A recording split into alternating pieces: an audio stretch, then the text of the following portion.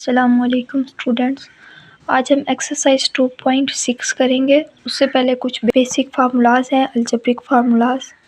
इन formulas से हम exercise 2.6 करेंगे। तो ये फार्मूलाज इसलिए मैंने पहले लिख दिए हैं कि आपको याद रह सके।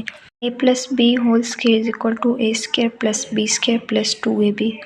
इसी तरह से a-b² is equal to a² plus b² minus 2ab।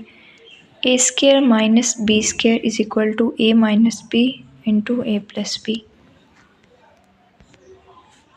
Exercise 2.6 का क्वेश्चन नंबर 1 है, evaluate square of the each of the following.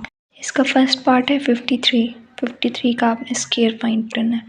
पहले जब हम स्क्वायर फाइंड करते थे तो 53 को 53 के साथ मल्टीप्लाई कर देते थे तो हमारे पास स्क्वायर आ जाता था। अब हमने इसका स्क्वायर जो फाइंड करना है वो इन मेथड से फाइंड आउट करना है। तो इसका सलूशन देख लें।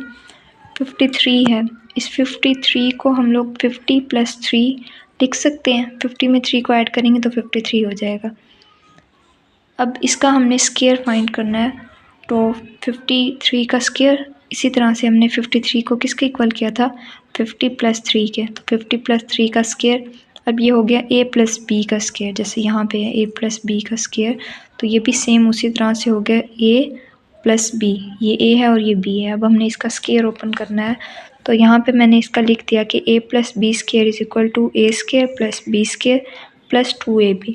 तो ये हमारे पास a है, a का स्क्वायर प्लस ये b है, b का स्क्वायर प्लस 2ab।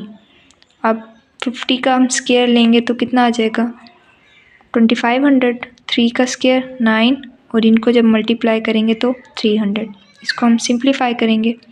2500 में 9 ऐड करें तो 2509 और उसमें 300 ऐड करेंगे तो कितना हो जाएगा, 2809। तो ये आपके पास आंसर आ जाएगा।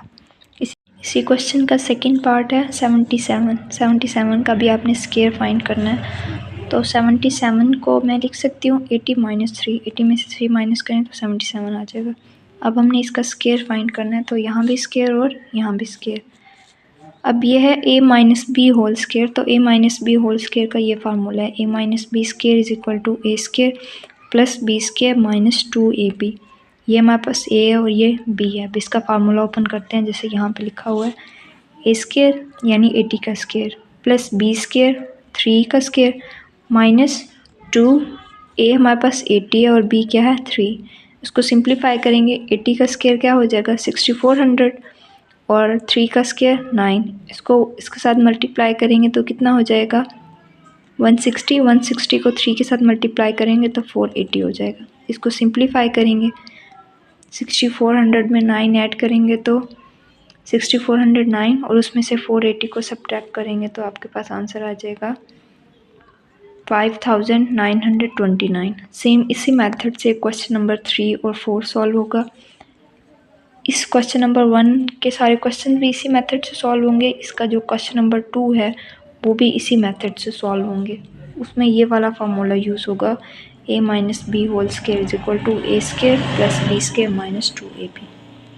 Next question number 3 is evaluate 46 multiply by 54। आपने इसको सिंप्लीफाई करके सॉल्व करना है।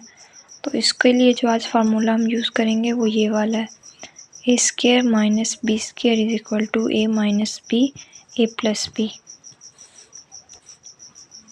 अब 46 मल्टीप्लाई बाय 54, 46 को मैं 50 माइनस 4 लिख सकती हूँ और इस 50 को मैं लिख सकती हूँ 50 प्लस 4।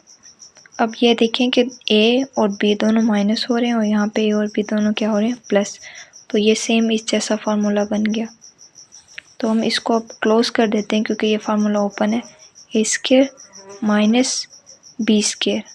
अब a² 50 का स्क्वायर ओपन करेंगे तो कितना हो जाएगा, 2500 और 4 का स्क्वायर कितना हो जाएगा, 16। 25 में से 4 को माइनस करेंगे तो कितना हो जाएगा, 2484। ये आपके पास आंसर आ जाएगा।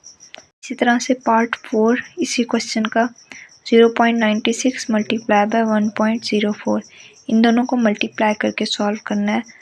तो इसके सॉल्यूशन में देखें कि 0.96 को मैं 1 माइनस 0.04 लिख सकती हूँ। 1 में से 0.04 सब्ट्रैक्ट करेंगे तो 0.96 आ जाएगा। इसी तरह से अगर 1 में प्लस करें 0.04 तो आपके पास आ जाएगा 1.04। अब ये सेम उस जैसा बन गया फार्मूला, तो ये ओपन फॉर्म में इसको क्लोज कर देते हैं। 1 का स्क्वायर और 0.04 का स्क्वायर, 1 का स्क्वायर तो 1 आ जाएगा, 0.04 का स्क्वायर मैंने यहाँ पे सॉल्व किया। 0.04 को मल्टीप्लाई करें 0.04 के साथ, 4 4 10 16 6, 1 कैरी, 4 को 0 के साथ 0 और 1 आ जाएगा, फिर 4 को 0 के साथ तो 0, अगेन इस 0 को इसके साथ करेंगे तो 0, फिर सेकंड वाला 0 को इस कंप्लीट टर्म के साथ मल्टीप्लाई करेंगे तो 0, देन उसके बाद इनको ऐड करेंगे 6 1 0 0 एंड 0। अब यहाँ पे देखें 2 टर्म्स के बाद पॉइंट और यहाँ पे 2 टर्म्स के बाद पॉइंट है, 2 और 2 कितने हो जाएंगे 4, तो यहाँ पे 4 टर्म्स के बाद 0 लिख देना है, मतलब 4 वैल्यूज़ के बाद 0। तो ये आपके पास आ जाएगा 0.04 का जब स्क्वायर लेंगे तो 0.0016 आ जाएगा। 1 में से इसको सब्ट्रैक्ट करेंगे तो ये आपके पास आंसर आ जाएगा। लोगों को इसकी समझ नहीं आ रही कि 0.016 को 1 में से सब्ट्रैक्ट कैसे किया, तो मैंने इसको यहाँ पे किया और यहाँ आप देख सकते हैं इसको कि मैंने माइनस कैसे किया, आ जाएगा। इसी तरह से बाकी क्वेश्चन भी सॉल्व होंगे, वो आपने करने हैं।